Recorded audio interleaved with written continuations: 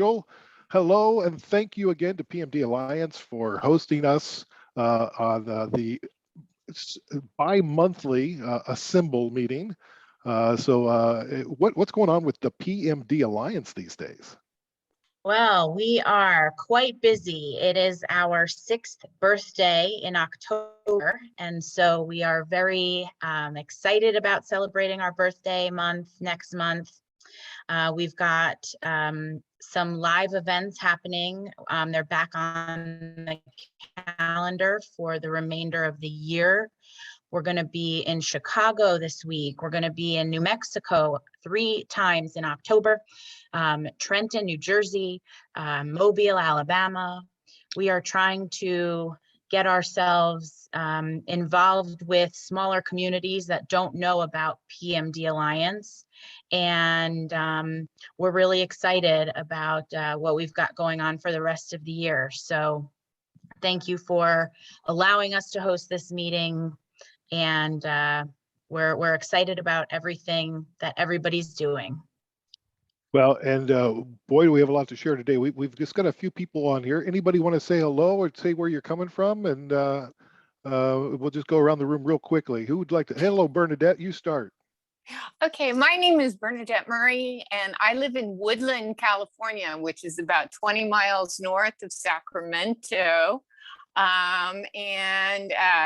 I'll give a big shout out to both yourself, Larry. Thank you so much for all the work that you've been doing coordinating, and also to PMD Alliance, fabulous folks. I am taking a sabbatical right now, but from serving as the volunteer support group facilitator leader for the Woodland Parkinson support group for the last 6 years. And it has been so helpful to have PMD Alliance come in, do their Zoom trainings, make their platform available for support group leaders like myself, so we could make that transition onto Zoom during the pandemic, especially when we weren't able to meet in person. And so, hoorah! And there's some interesting things going on in California, but I'm going to stop here for now. And then, if there's an opportunity when it comes back around, I'll share more. Thank you. Thanks, Bernadette. Linda Stark, do you want to say anything? Oh, thanks, Larry. No, I'm not muted. Good. Hi, I'm calling in from Salt Spring Island in British Columbia.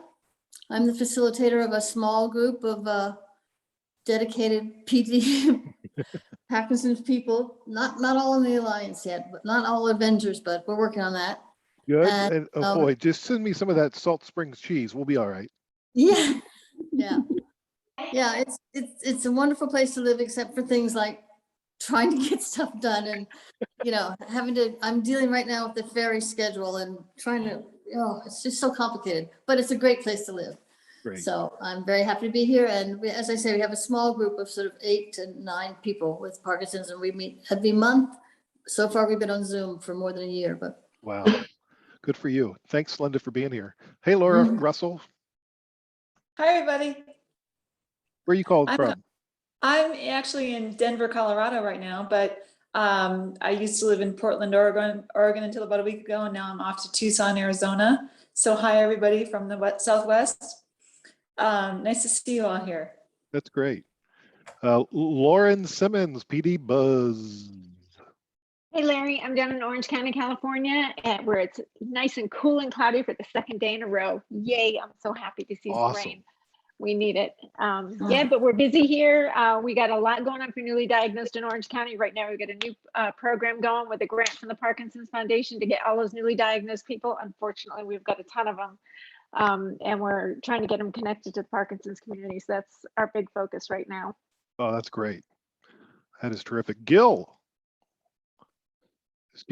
left us. I think Gil is the great newspaper editor of all time, and he has edited himself out of this meeting. Hello, Roger. Hi, I'm Roger Tregellis. I'm from Sarasota, Florida. I run the men's support peer group at Parkinson Place on Zoom. We've been doing that since the pandemic started, and most of the guys are PD Avengers too. Yeah, I love the Parkinson Place. That's great. Hey, Gil, you're back. I'm back. How you doing, bud? I'm doing all right. You still looking for a physical therapist in Atlanta? Well, no, not in Atlanta, but in Macon. Bacon, sorry. Well, we're gradually getting there. We're assembling a team, but it's slow going, and what's really slowing us down is COVID. So once we get COVID out of the way, we can start going. Yeah, I've heard that for about 1 year and 8 months. Oh yeah. Hey, Carolyn Wilson, how are you doing? Hello, I'm fine.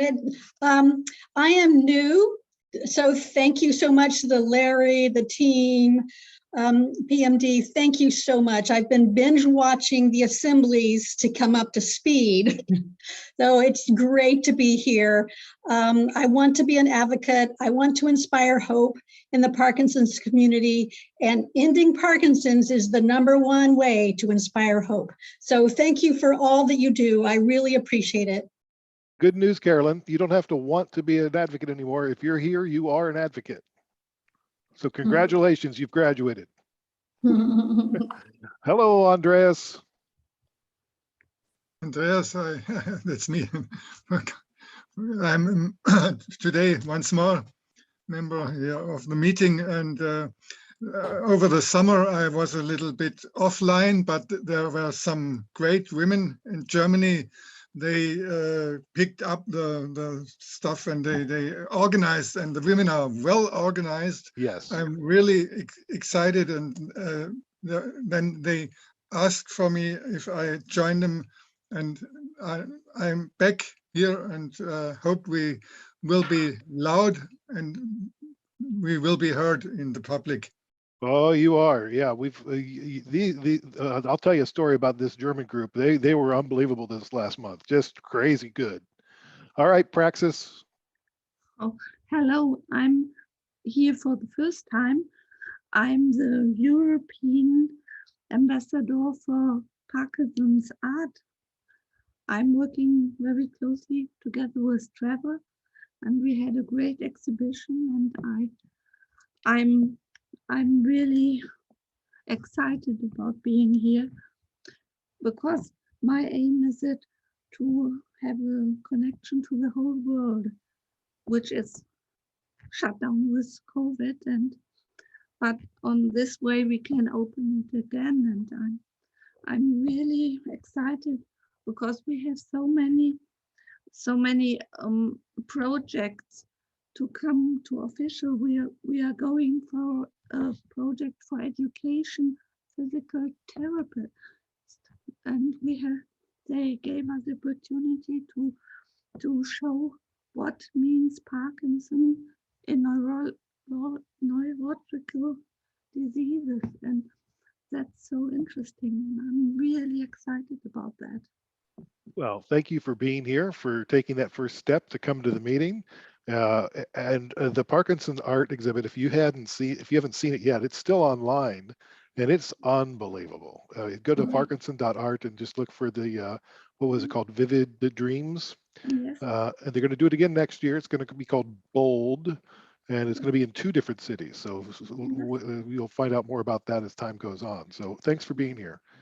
Steve Phillips, I should formally introduce you as the new lead of the herbicide, pesticide, and Parkinson's working group. Hello, Steve Phillips. Hello, how are you, PD Avengers?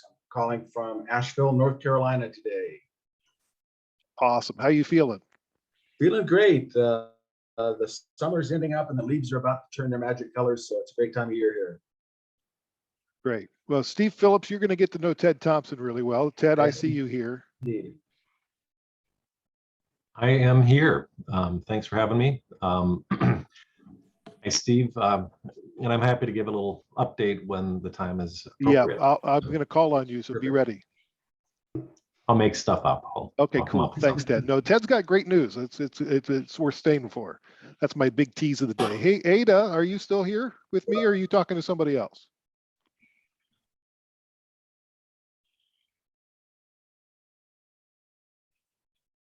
Hello, Ada. Hi. Hi. Oh, look, there's 2 of you. Hi, Larry. Yes, I'm here to assist with English because Adriana is not very good in English, but she wants to say hi, and I've been knowing her for a short while, but I see how she's trying to get the people to the doctors, and she's been talking to this doctor in Istanbul, I think, she's really trying hard to connect people with doctors and trying to put together this place where they can meet and they can work out and they can have the special assistance of a psychologist, perhaps. So she's trying a lot. That's great. And you're in Romania, right? Yes. Great. All right. Thank you for being here. Thanks. Tim Haig, look at you. I think we're catching him backstage before a big speech.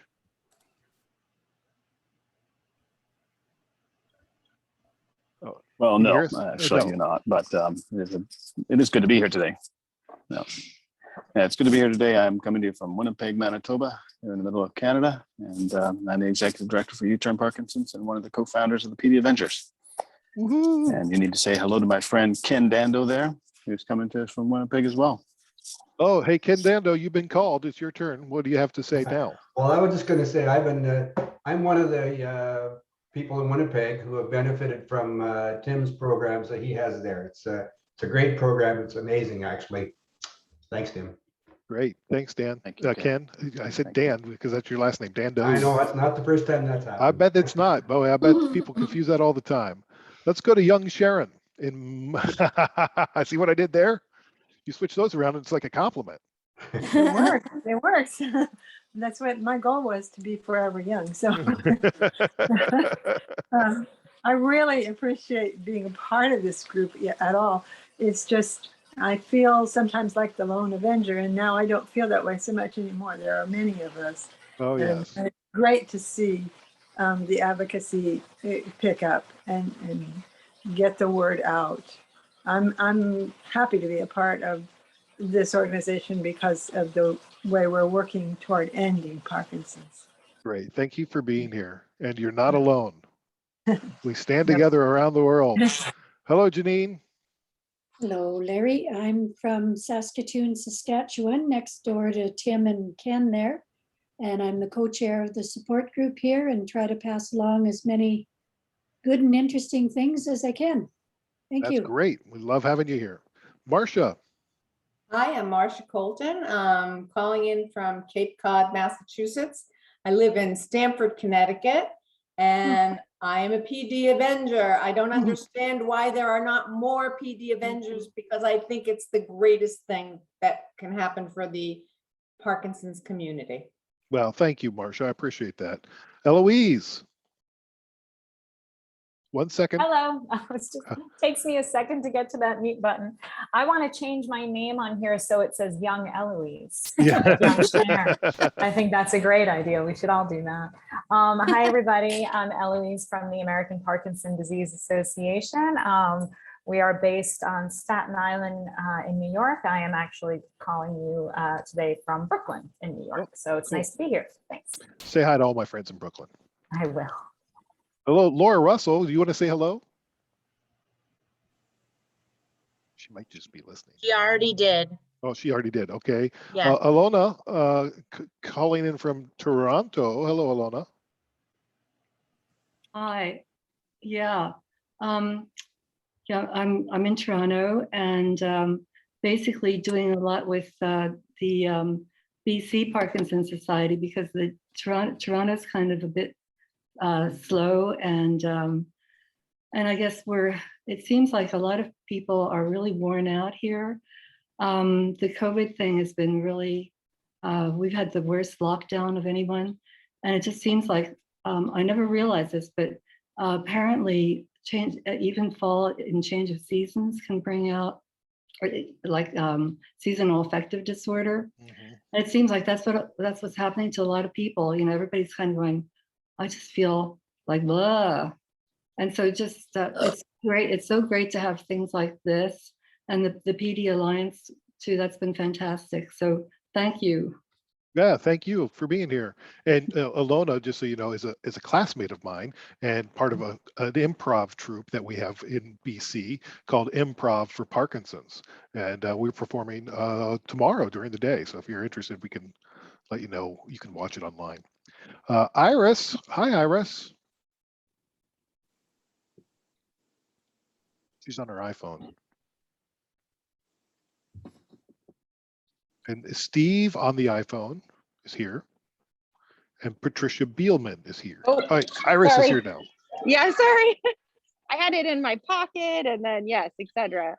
Yes, Iris, sorry, you can't hear me. Iris Ringer from the Brian Grant Foundation in Portland, Oregon. And just like everybody else, we're busy planning for 22. It's exciting, feeling hopeful. So, but yeah, definitely looking forward to partnering with everyone and working together. Great, thank you. And Patricia, welcome. Thank you. Where are you calling from? I'm from New York City. Oh, great. Okay, perfect. Here we go. So 4,069. And see, I've got the spinning globe for the PD Avengers there, Andreas. See what I did there? Great, yes. Uh-huh. Thank you for that. That's see, that's using your superpowers for good right there. So we have 71 countries, 63 different partners. We did get these 6 new partners in the last month and a half. Parkinson's Alliance, we've got the Parkinson's Disease Patients Welfare Society in Kolkata, India, Parkinson's Unity Walk, Shaky Nation, the Alliance of Iberoamerica de Parkinson, so Spanish-speaking residents of the world, and then LSVT Global. We are, sorry, I want to get to another slide here. See if I guess I have to stop sharing this one. I'm going to take you to YouTube where we just premiered at 11 o'clock my time, so when this meeting started, a new video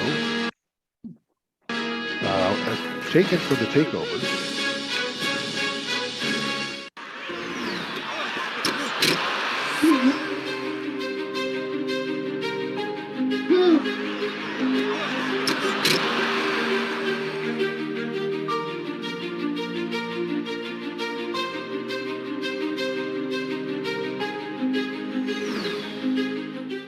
We decided to partner with the PD Avengers because you guys are awesome. Well, thanks.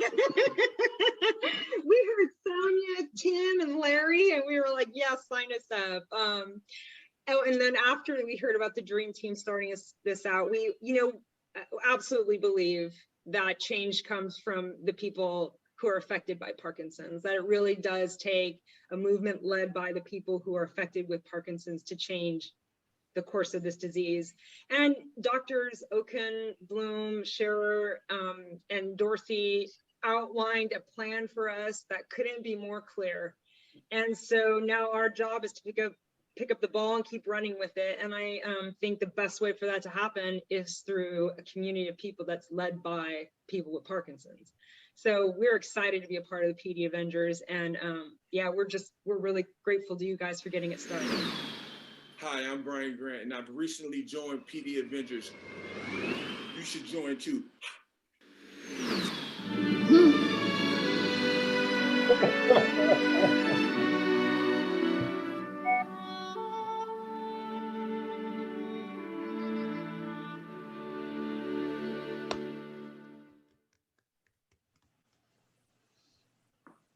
Great.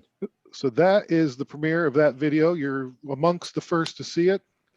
It's available on our YouTube, and you can go there and share it with everybody. And hopefully it gets people interested and excited to join our cause. That is the first of those videos, and they're fun to put together, and it's really great messaging from these organizations that do support what we do, and who are excited about what we're doing, and they're eager to collaborate, and they like that the fact that we are a patient-led organization. And so that's very key for them as well. And we don't compete with them. We don't raise funds as per se. They do that and they know where to put it. What we do is we raise awareness, we raise a ruckus, we raise hope. We can raise a lot of things, and a lot of people are raising money. We can raise everything else. raise a cane. So I do want to bring in, get some updates from some folks. So the PD Avengers in Germany, who are now calling themselves. We have the German slogan, Schluss mit Parkinson, means stop with Parkinson's or end with Parkinson's. It sounds very good in the German language. So it because German-speaking people have some difficulties to spell PD Avenger. I think it's pronounced Avenger, not Avenger. Germans always like to say Avenger. Avenger, okay. Now we have the slogan Schluss mit Parkinson. You see it on my screen in red letters, yep. Schluss mit Parkinson. And it sounds very good. And I think it's good for public relation in the German-speaking countries here in Europe. It Switzerland is. and Austria and Germany. And so. Yeah, it's really good. And that's when we talk about being a global first, global, we think global, act local. That's an example of acting local. If you need to adapt the phraseology of what we are in order for it to make sense in your country, that makes sense to us. And so as long as we are representing the same organization, we will have to adapt our language to reach all the people of the world. We know that. And so, and we're working on that. We have a lot of different language-based issues, or things in the works right now, including for a World Parkinson's Awareness Day. But before we get to that, I do want to talk about what you guys did at Ping Pong Parkinson. You presented to the whole tournament there in Berlin what the PD Avengers is and how to sign up, and then you had registration on site, and then they sent me the Excel file, and I was able to upload those into the system. They had over 100 new PD Avengers signed up at that tournament, which is just fantastic. So thank you very much. It's a really creative approach, and it's got my wheels turning now about how we do on site signups, because I think that's probably get them while they're hot, right? So thank you for all the effort that went into making that happen. I want to pull in Ted Thompson, who emailed me earlier this week, or maybe it was late last week, about some new initiatives that are going on in regards to a lawsuit against the EPA, and the Michael J. Fox Foundation has entered the arena. All right, Ted Thompson, over to you. Thank you. Everybody, I'm sure, is aware that we've, for several years, been working to try and get rid of the very dangerous herbicide paraquat. And starting back in 2017, I think, and we had submitted formal arguments, scientifically backed, peer-reviewed studies that tied Parkinson's to paraquat. We then did a follow-up submission because even new, stronger scientific evidence came forward. We also submitted a petition with over 100,000 signatures urging the EPA to ban paraquat. And in the end, they were very dismissive of the Parkinson's connection. They didn't address that directly. And they decided to what's called re-register paraquat, which means gave it the green light to stay on the market for another 15 years. Every 15 years, these chemicals get reviewed based on new data. And so working with a nonprofit law firm called Earth Justice, we and several farm worker groups and environmental groups filed a lawsuit against the EPA on Friday because of their reapproval. Now, this is a step that the Michael J. Fox Foundation has never taken in the past. But we feel that, if we could prevent one person from being exposed to paraquat and prevent one case of Parkinson's, we prevented one case of Parkinson's. So it was not even a difficult decision, even though this is litigation. In terms of next steps, the initial filing was like a one-sentence document listing the different plaintiffs, including, the Michael J. Fox Foundation. If this does go through the court system, it could take 1 to 3 years. Our hope is that the EPA will opt to possibly meet with the groups and try to determine a better way to resolve this rather than having the courts, hopefully, ordering the EPA to do something. And I will mention, to show how this is a nonpartisan thing, you know, we had a change of administrations in the US back in January, and the reapproval process was happening under the Trump administration. And the EPA director under Trump, actually, the EPA had proposed certain mitigations that were even stronger than what ultimately the Biden administration approved. For example, the most notable one is that under Trump, the reapproval was going to come with a mandate that there could be no more aerial application of paraquat, except for cotton crops. I don't know why the exception, but aerial makes sense. I mean, if there's a wind, the wind blows the chemical onto bystanders, you know, into, you know, possibly exposing children, et cetera. So they had actually proposed some pretty significant mitigations, and those mitigations got eliminated in the final approval. So we just felt that we had taken every step we possibly could. You know, we are still working on legislation, but as anybody who's a student of American politics knows, that things move like molasses, typically at the federal level. So, so anyway, we filed the suit, and, you know, I will continue to update on the status of the lawsuit.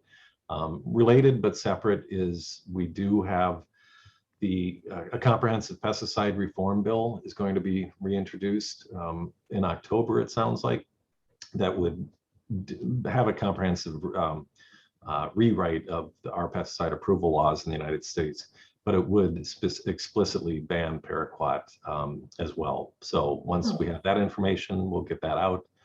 One of our next steps is to actually identify people who believe that their Parkinson's may have been caused by exposure to paraquat. So when that information is available, you know, we'll get it to Larry so he can spread the word. Obviously, this is only for US citizens in terms of the EPA lawsuit. But the final update, I guess, would be that I'd mentioned on a prior call, and Larry was a part of it, the World Health Organization had held a 2-day meeting around Parkinson's disease, I think it was back in April, and they had asked us to coordinate a follow-up with some of our environmental experts.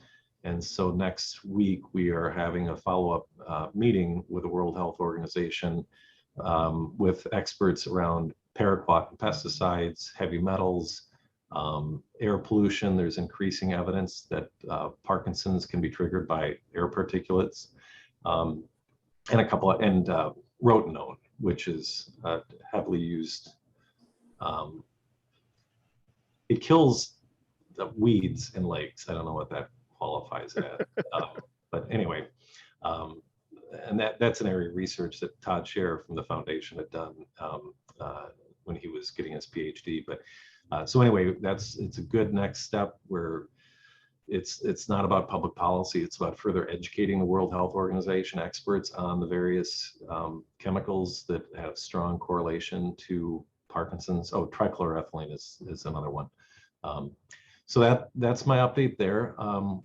And a preview for 2022, I don't know if I've mentioned this, but we've actually lined up legislators in California that are going to introduce a pesticide or a paraquat ban bill. So we're hoping that we could possibly get success at a state level. And related to that, I just hired somebody to start with the foundation as our first ever director of state government relations. You know, we're not going to have a 50-state strategy, but we're going to have a strategic approach around various policy issues like getting more Parkinson's registries. But like on paraquat, for example, we're putting together a paraquat toolkit.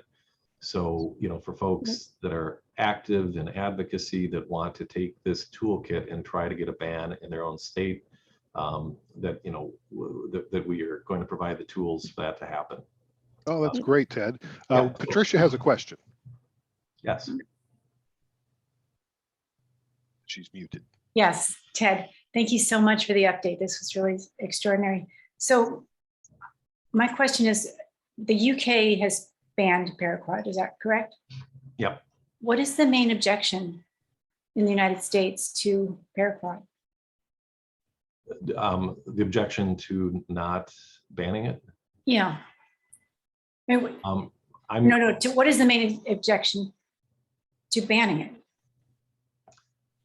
I'm going to speculate because I don't know the motives of organizations, but in the United States, paraquat use has gone up significantly in the past 10 years.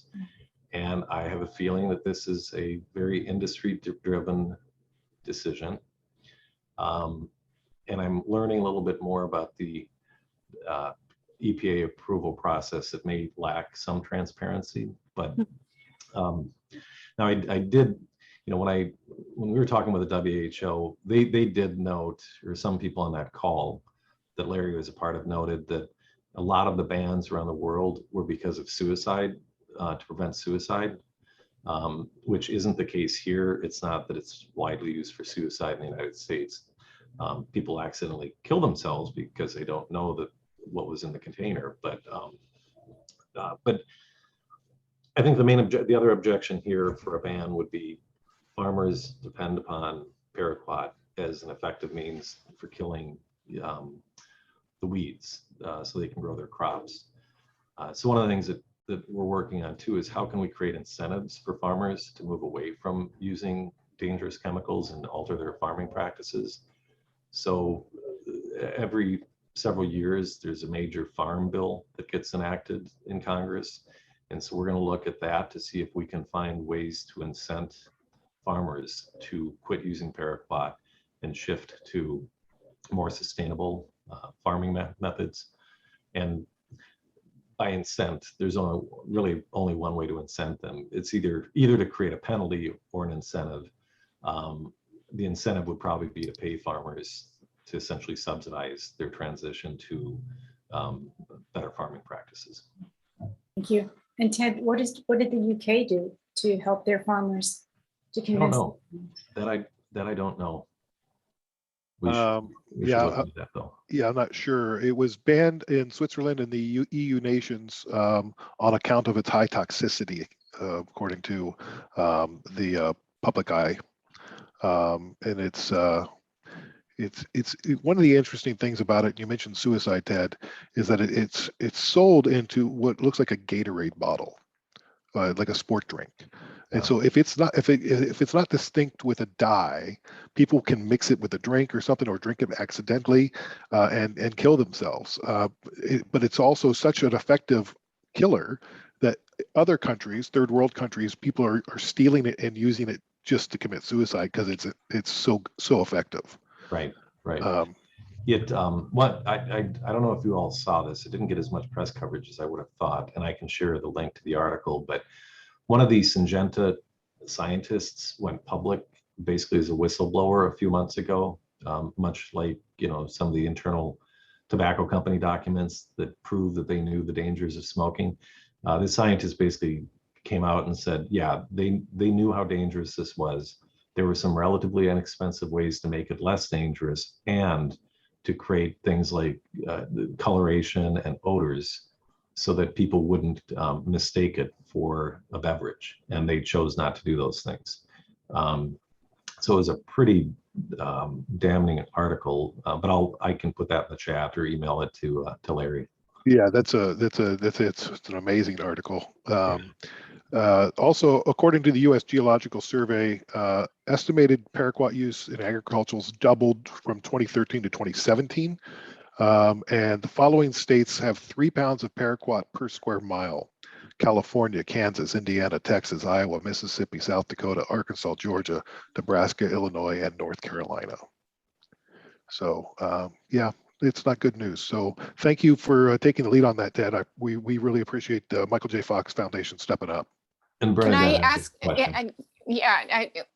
Just in terms of, I am here in California. I am in the Great Central Valley of Northern California, and which is farm country. And yes, one of the hypothesis that I've heard about in terms of the increased use of paraquat is because of the lawsuits with Roundup. So farmers are saying, we don't want the liability for that. And so we're increasing our use of paraquat. So that makes me curious. I mean, it's fascinating to hear about the lawsuit against the EPA and the data that you're going to be gathering in connection with that. But also I see basically, all over the place, and even friends telling me, hey, have you signed up for this lawsuit about paraquat? And it's like, I'm wondering if I don't really want to ask you to speculate about that, but it seems like, is that also going to be kind of like another situation where that is one of the many factors that might incentivize farmers to move away from I think it could, and a lot of those law firms approached us to get involved, and we didn't feel that was a place for our foundation, but we did feel there was a place for us within the judicial system, but going after the EPA directly for its decision to reapprove it. And there have been so many lawsuits that I think over 100 now that they've been consolidated into one big class action in the Southern District of Illinois, I believe. And a lot of people are thinking that paraquat is the next Roundup decision, that the courts are going to come down with a massive judgment against the manufacturers. So yeah, I mean, when it gets too expensive to do business a certain way, then people move away from that. So, and that's why, I've said this before, but a lot of our consumer protection laws didn't come about because some congressman or senator had a good idea. It's because some lawyer sued a manufacturer and proved that they knew how dangerous something was. And then ultimately we got legislative action. Yeah. Okay. Thank you, Ted. We are running out of time, so I want to make a couple of notes here. First off, I'm going to share my screen again because I know it's dangerous because I'm not really good at it, but we'll try. So this is an opportunity. People are like, what can I do? How can I help? LSVT Global's partnered with Google on a really exciting project called Project Euphonia to help improve automatic speech recognition software for people with speech disorders. And these disorders are making devices like Google Home, the Nest, and other smart devices, Siri, Alexa, speech to text, frustrating, when you can't talk well. Like I talk to my Alexa and she can't hear me because I'm missing something, I don't know what. So then my son says it, or my wife says it, and she hears them. Maybe they just scheduled my voice out of it, I don't know. But to do this, we do need samples of disordered speech to train the system. So if you have Parkinson's and any kind of speech affect, the worse the better, actually. And if you have an accent and can still read English, you are qualified, because that's going to just challenge this computer all to death. LSVT Global's recruiting people with speech disorders and Parkinson's to help out. You can also have PSP, MSA, CBD, DBS, tremor, ataxia with mild or moderate severe speech disorders. There is they want 1,000 patients. So the last I heard, they had a couple hundred, and there's 7 PD Avengers that have signed up so far, which isn't good enough.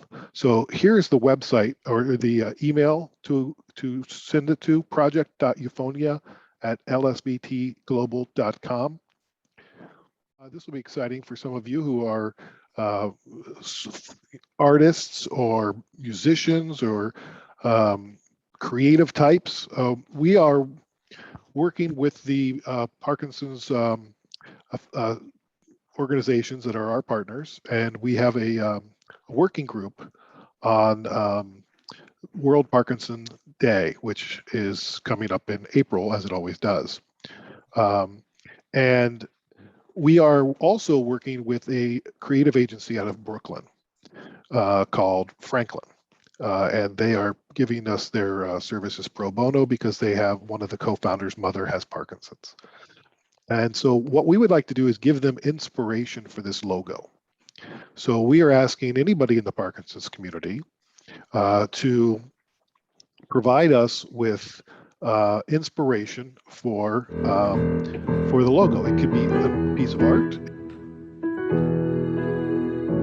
could be a piece of music. It could be a sketch. It could be a book. It could be your poem. It could be you don't have to draw a logo, but if you want to, you can. Like whatever you want to send our way, we're happy to go through that and see what inspires us. We'll probably end up giving them 10 pieces, but everything that comes at us, we'll ask you permission if we can use it as part of our April campaign. And so in some way or another, whether it's a live, maybe we get enough people that write stuff, maybe we do a live reading of different stuff, or what, we'll figure it out. But this is just a great way to get we want the community involved in creating this logo. We want it professional, but we also want it to be representative of us. And so we're going to, for the next month, take submissions, and I've got a Dropbox set up for it. Let me see. All right, what I'm going to do is I'm going to look on the website, on the homepage, pdavengers.com or pdavengers.org, either or, and I will have a link to the inspiration for World Parkinson's Day, where you can upload any file you want, whether it's a picture or music or whatever. Just make sure you attach your name to it somehow, maybe even the way you name it and how to get a hold of you, whether it's an email or whatever. So we can, make sure we give you full credit and include you in that process. So I didn't leave a lot of room for questions, but we got Ted Ted just gave us so much great information. I just let him go. And he's kind of like a wind-up doll. We could just sit here for 3 hours and listen to Ted, right? So listen, I really appreciate everybody being here. Hopefully you got something out of today. If nothing else, a big greeting and a smile and a hug, and got to bounce elbows with people and be in a box just like we're on the Hollywood Squares. And in the center square is Janine Ellen. Janine, hey! All right. Thanks, everybody. Feel free to email me, Larry at pdavengers.com. I'm happy to answer your questions. And thank you so much for being PD Avengers. You guys are awesome.